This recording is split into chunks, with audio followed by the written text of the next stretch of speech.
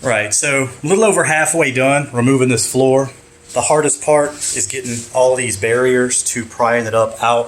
I'm pretty much to the point where I can just roll this stuff up now. So I've done a few videos on rust and removing the floor, yada, yada, yada. And most rust is not the end of the world. Almost all rust is not the end of the world. A lot of rust is just surface rust.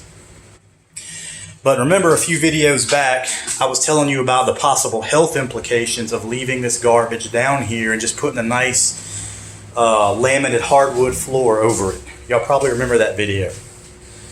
Well, you do you. Your build is your build. I respect everybody's, whatever they're doing for their needs. But I discovered this rust. Now, a majority of this rust on this floor pan is beautiful. It's just surface rust. For 30 years old, this thing is immaculate. But I did find a little bit of stage 3 cancer here in the back. Okay, so when you start getting kind of this cratered texture here, your rust has gotten a little bit deeper. A little bit deeper than surface rust. I would say this is not superficial. This is more of, in healthcare, they call it a partial thickness. That would be like a partial thickness, second-degree burn, in other words. So what I'm going to do is I'm going to just slap a grinder on this, and I'm going to grind it down to a nice finish.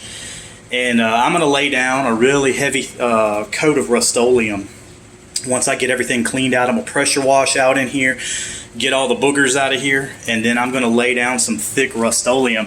And I'm going to show you what this is going to look like. So consider this a before video.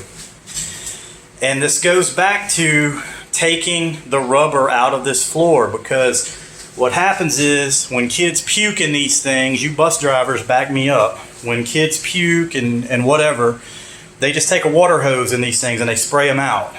Well, buses aren't level. All the water goes to one corner or one edge or whatever, and it seeps below this rubber.